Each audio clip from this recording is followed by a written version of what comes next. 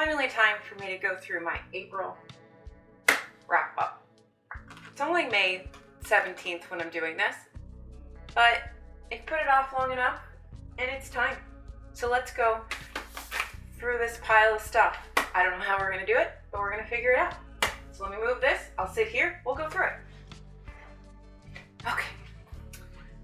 So hopefully my whole person is in frame here, but that's probably a little bit better, who knows? Okay, so yeah, April. April was a crazy month, and I've been putting this off for a while now because, frankly, there's a lot of books to go through, and I don't even know what to say about some of them because I don't even know if I remember reading them. But I guess we'll just do our best, and we shall go through this. I guess we can start with my owls, because April was owls, and I don't even know where to begin. I think I did every prompt, and whatever that gives you, I will put it here. I don't know what degree I earned or what, but we will just go through this.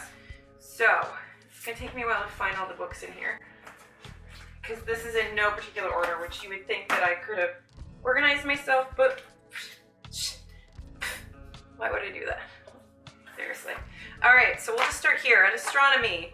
I read Prosperous Demon, which is just like a little novella about this guy who essentially rips demons out of people's brains, and it was really good. I really liked it. I've come to realize between April and May that I really like things from Tor, Teen, Tor.com. I don't know why. I'm also like falling in love with these little novellas.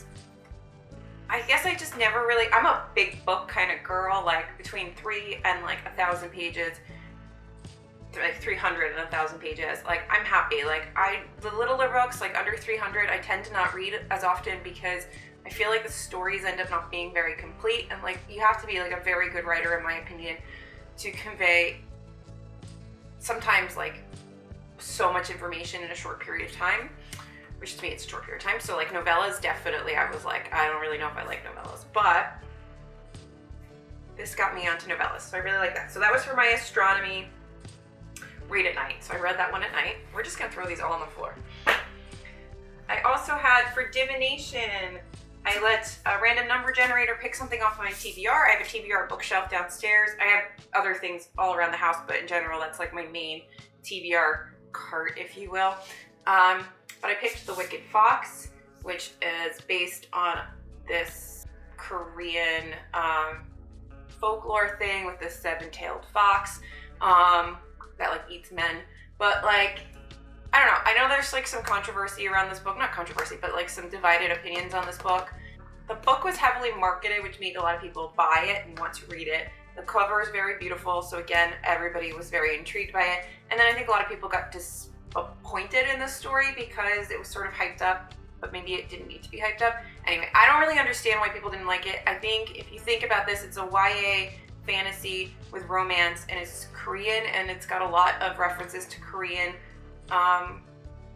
like dramas, and yeah, this should be melodramatic if that's the case. So I expect this to have a little bit of Korean melodrama, like soap opera element to it, because that's what it's sort of drawing on. So that doesn't make me mad. So I actually really enjoyed this.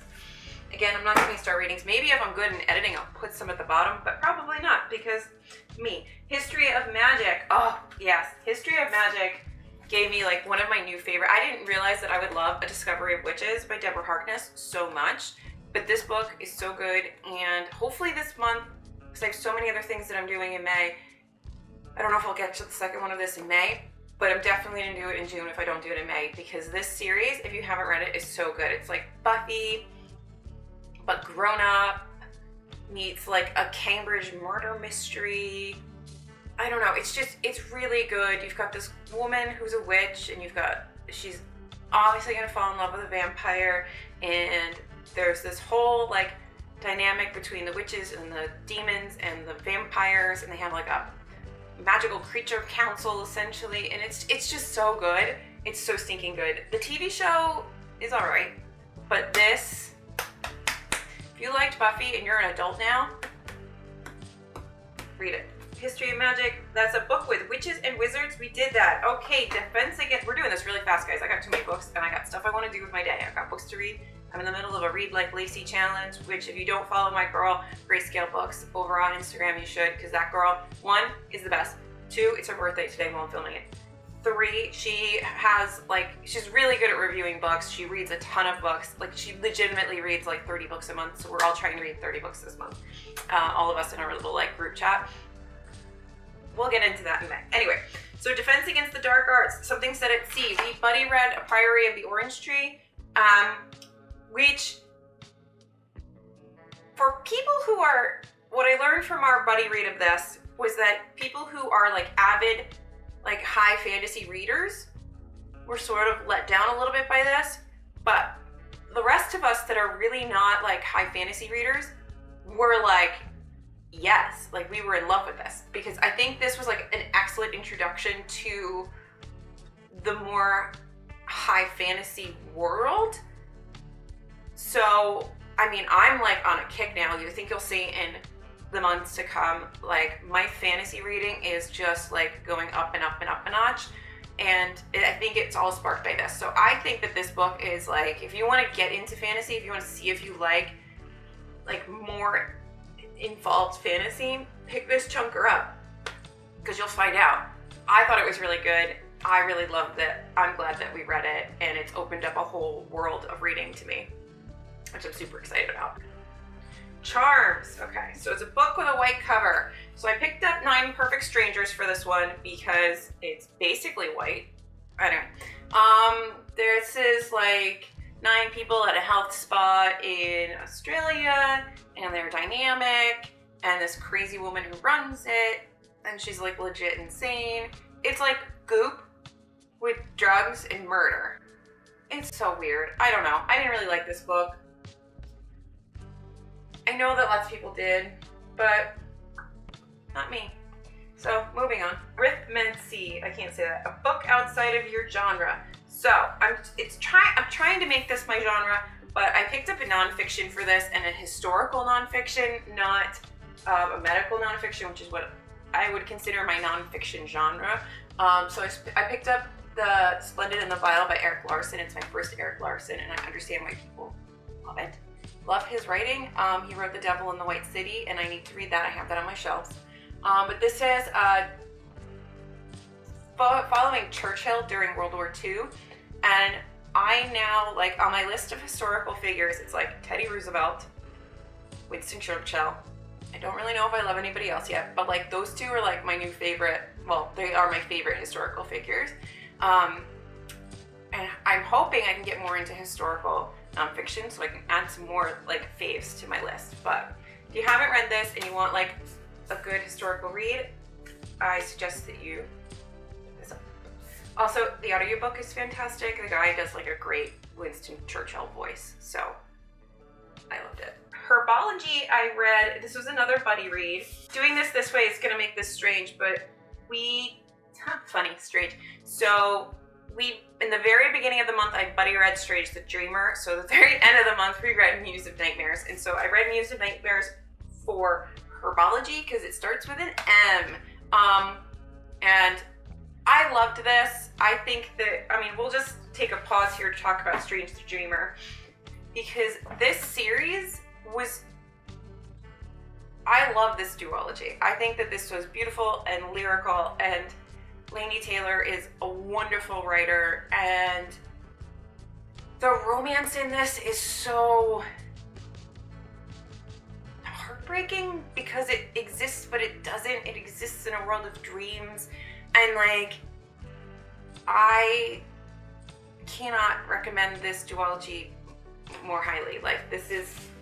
I'm just mad that I have this cover in hardback and this one in paperback, and I don't know which one I want, because one will have to go, or maybe I'll just keep them both like this because I just love them so much. But if you like dreamy, beautiful writing, do this duology. So that's my one owl, and this is just a buddy read that I did this month. So for potions, I did a little book, and I read this Witches, the Absolutely True Tale of Disaster in Salem, which is this really sweet book I picked up when we went to Boston, and it really goes through the Salem witch trials, and it's absolutely beautiful. I mean, the artwork is stunning in it.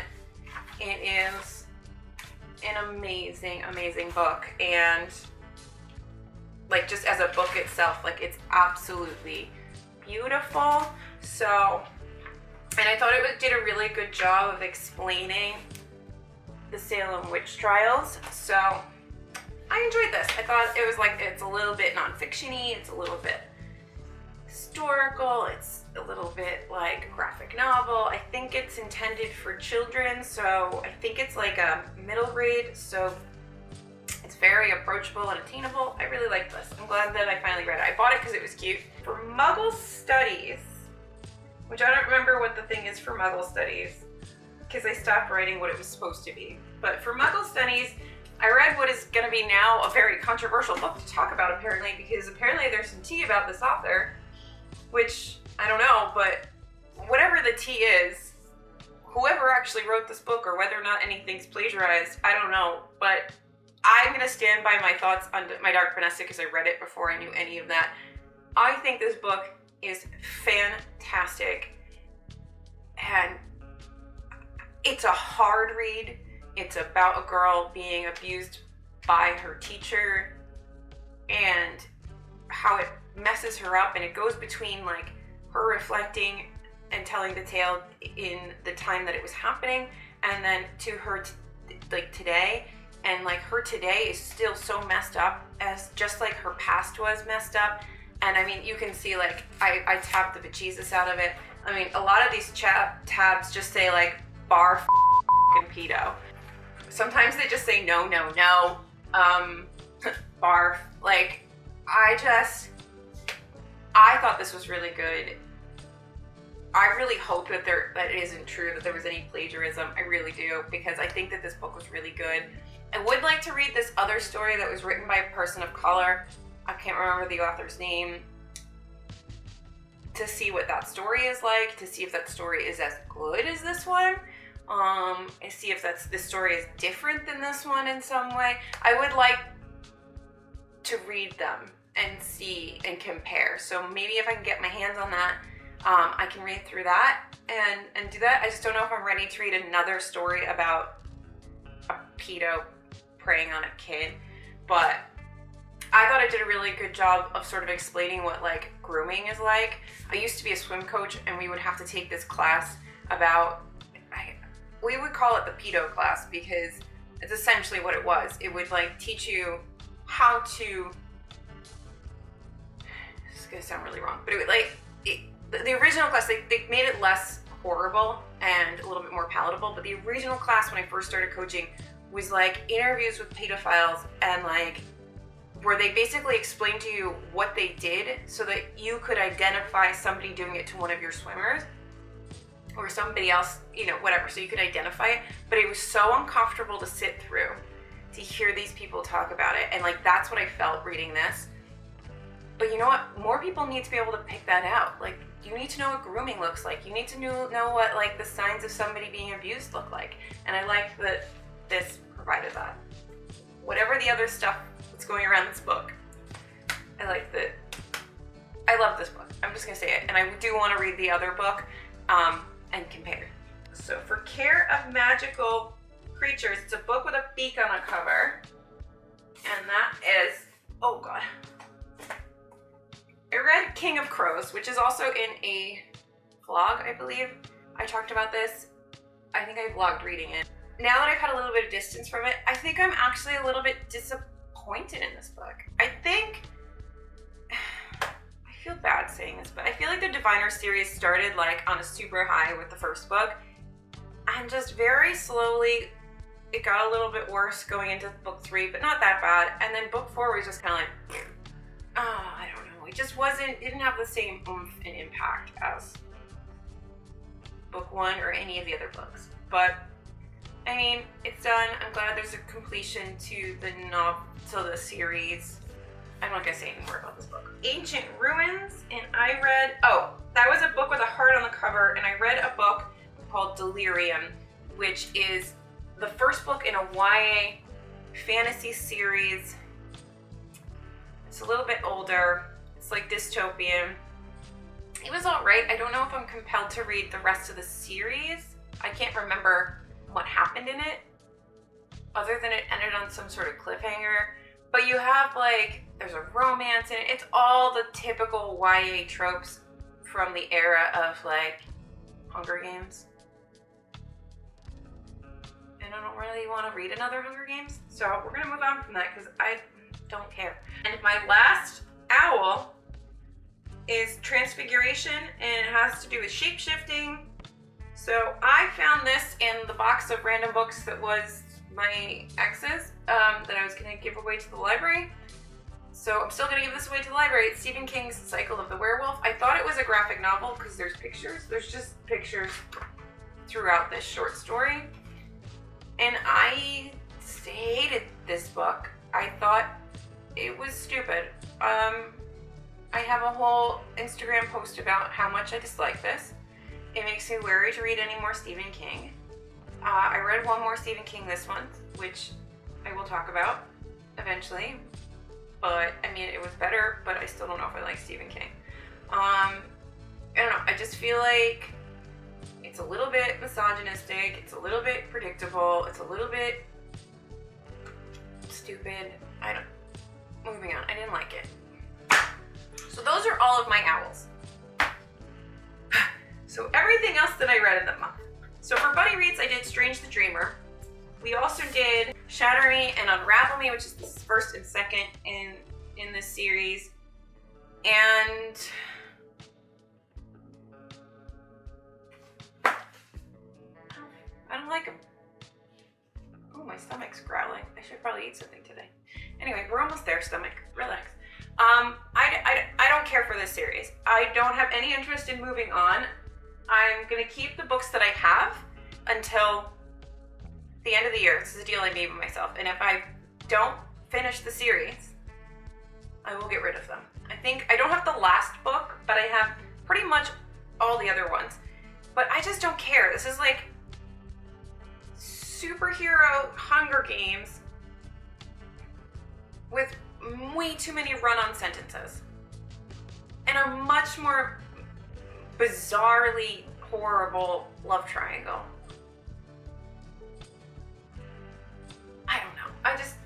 I might be too old for this. I know lots of people love this, but I think that I am too old for this series. I think if I had read this when I was like 13, I would have been all about it, and I would remember it fondly and like not want to reread it because I wouldn't want to realize that I hate it. But I would love it from nostalgia purposes. But like, I'm 36 years old. This series is terrible. I don't like it. What else did we buddy read? We buddy read Priory of the Orange Tree, and the other buddy read I read was Dry by Neil Shusterman and Jared Shusterman. I can't say Shusterman twice. And I love this book a lot, actually. I think that Neil Shusterman does a really good job of keeping you like excited and on the seat, like on the edge of your seat while you're reading his books. And I'm glad that I found him as a writer because I feel like he doesn't get talked about as much as I personally would like him to be talked about. But I loved this. It's about one day Southern California, they just don't have water. And what happens from that. And it's dramatic and over the top and really good. And some of the things that were happening in this while going through this quarantine period made it a little extra like freaky because it hit home a little bit. But I thought this was a really good book, and speaks to something important. You know, our environment is dwindling and we're hurting it a lot. So I think we need to remember to take good care of it. I read one arc this month, and that was Sisters Grimm. It was an e-arc, and I really loved it. It's about these 4 sisters, and they don't know that they're like half sisters, and they have this evil father who's in like this dream like fairy sort of land, and he's trying to convert them into darkness. And each sister has this like knight that's trying to kill them, and they have to, when they turn 18, I think it's 18, they have to go into this dream world and fight this knight who's actually their brother to kill. This is very confusing when I'm explaining it, but basically they have to like choose between good and evil, and if they choose good, essentially they die, and if they choose evil, then they get to live, but they have to do their father's evil bidding. And the girls obviously like don't choose evil, and it's really nice. I just really enjoyed the story. I thought it was a very sort of different fantasy, and it was a little bit more adult, and it was a little bit more what I want out of some of the fantasies that I've been reading. Like I had just been reading Shatter Me and Unravel Me, and it was more like what I wanted to be reading. So I really enjoyed it, and I think you should try it. Other books that I read this month, I'm trying to get through like my like notes in some sort of order. So non-Bunny Reads, non-Owls I read this month. I read Tales of Beetle the Bard finally. I have literally had this on my shelf since it came out. Like I pre-ordered this and I realized that Audible had it for free. So I just listened to it and it was really sweet, and I can't believe I waited like, I don't even know how many years. Is it like 15 years or something to read this book? 2008. So like 12 years. I can't believe I waited over a decade to actually read this book. It's not even big. Like, I don't know, I just kind of like, I think I was just scared to read more books in the Harry Potter universe because Harry Potter is like perfect to me. I know it has lots of flaws, and when we look back on it and we like put it up to the rubric of today's standards, like there's no people of color and there's no this and there's no that, but like, I don't want to use it was a different time excuse, but I'm going to use it was a different time excuse. We didn't judge things that way. It was different. Like, so in the time when I read it, I didn't judge it by those standards. I judged it by like, did I enjoy it? I enjoyed it. And that was enough for me at the time. So I'm going to stand by the fact that it's enough for me now. If it was written now like that, I think I might be like, okay, but like, where's your LGBTQ representation or something? But like, wasn't. Like, we were still evolving, so I love Harry Potter. Anyway, that was a total tangent on Harry Potter, but I love this. I then read A Constellation of Roses, which I got in a book. I think I got this in a book shit box, like one of my first ones. And oh yeah, I definitely did because I got waxes with it. And I love this book. I did not realize I would love this book. It's like this girl finding herself and finding family and turning her back on a bad way of life, and she's got like this abusive alcoholic mother who abandons her, and she ends up with her aunts, and they all have like magical powers actually, so there's a little bit of like magical realism in here. Like they basically can bake powers into their cakes, and like people come to their cafe to have different cakes that make them feel, you know, if they have a heartbreak, they have cakes for that. I don't know, it was so lovely, and I absolutely adored it. And plus the cover is gorgeous, so like I love when a beautiful book is actually good. So if you like sort of light magical realism and you like a nice found family kind of dynamic, and I think is there a love story? No, there's like a friendship love sort of element in this. There is like a boyfriend, but it's not really like, it's just like part of the plot. It's not like a main theme, but I say read this. I thought this was fantastic, and like have a baked cake, like have like a cake while you're reading this. I finally read City of Bones this month. I know I'm going through this world backwards, but I mean, I don't think that this is the best series of hers, of Cassandra Clare's, but I don't think I'm supposed to think that because this is like the first thing. So it's interesting to go backwards through her work and see how she's grown, and she's definitely grown. I think my biggest hang up on this story was one, what? Incest, what?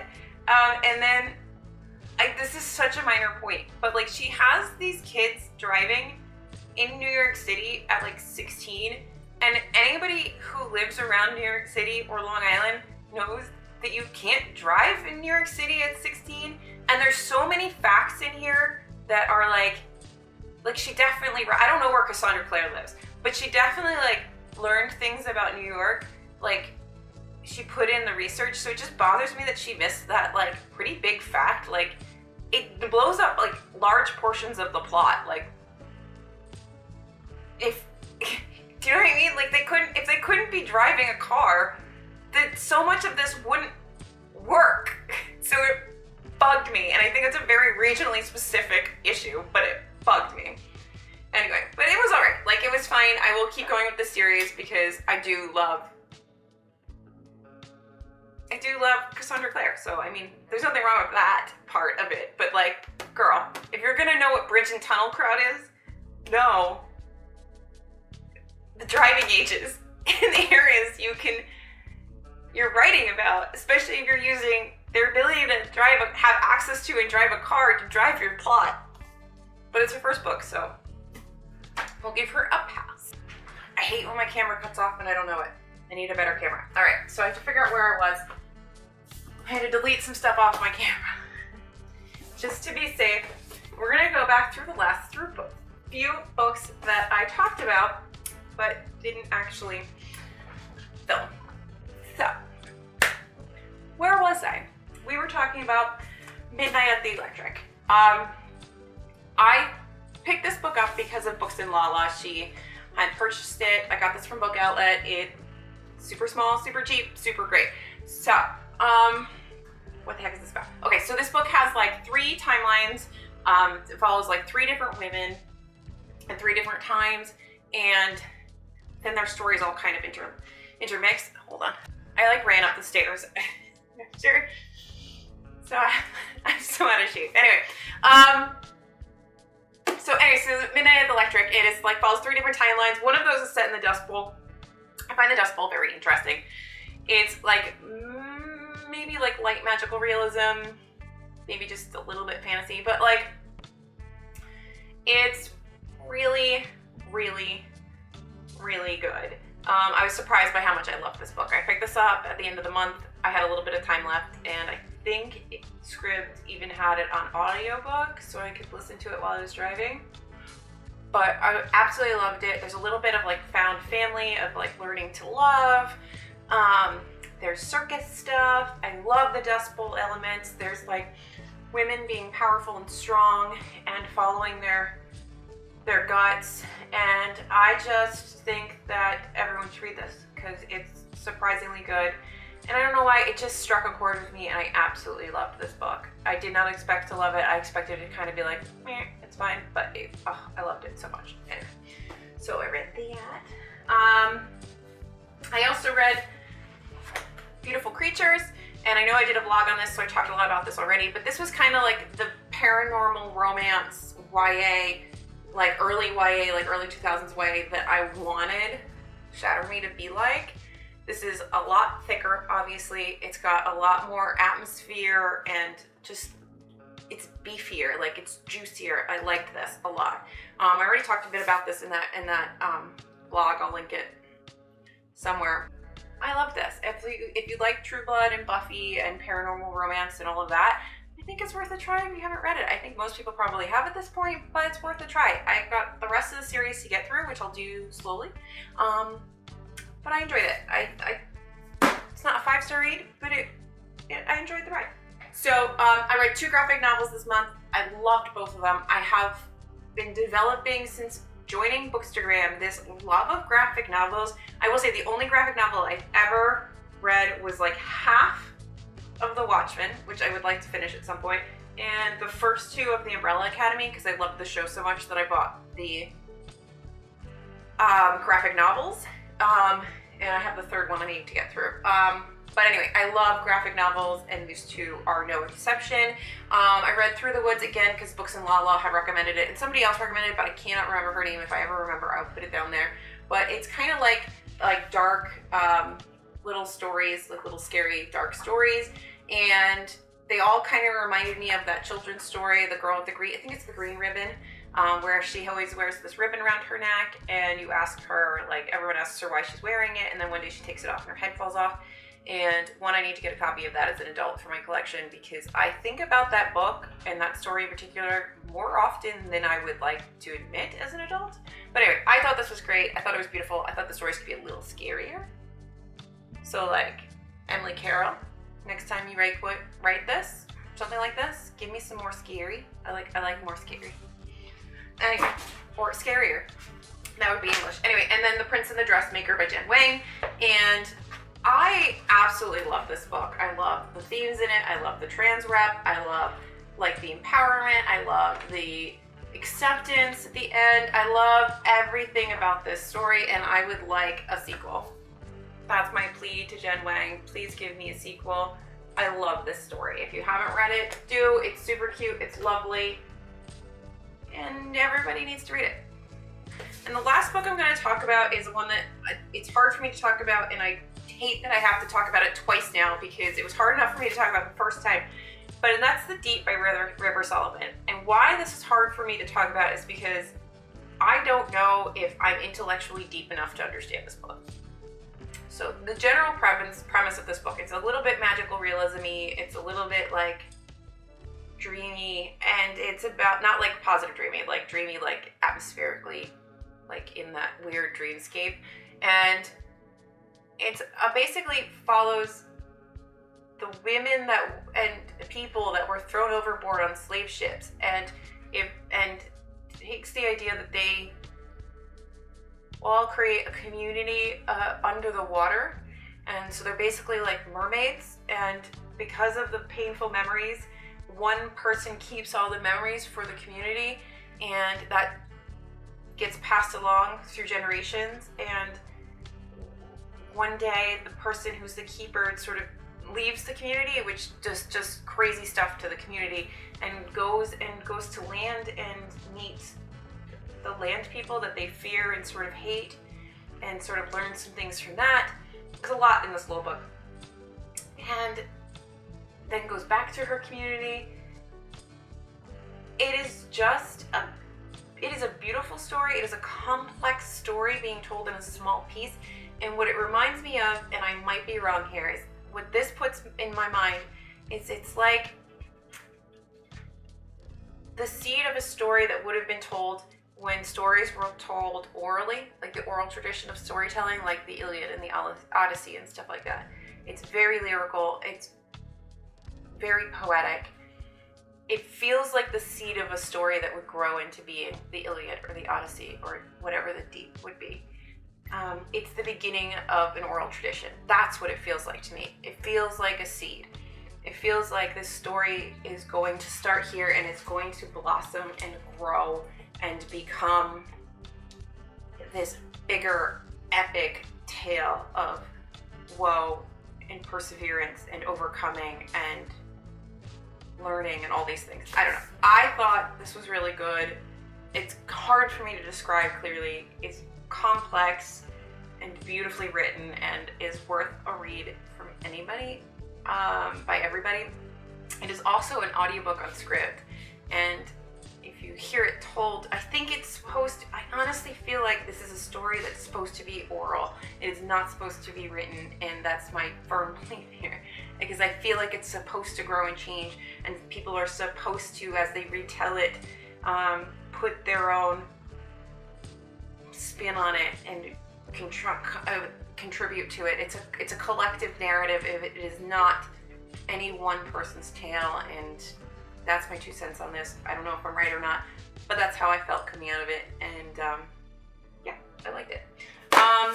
So that should be everything I've read this month. Hopefully I don't need to refilm anything else, and that's it. I got nothing else to say. I really need to eat. I can hear the dogs stirring downstairs, which means they probably want to go out, and I really need food. I'm so hungry. Anyway, I hope you all, I don't know what I'm gonna say. Happy reading, everybody, okay? I'm going. Goodbye. I don't know how to end this.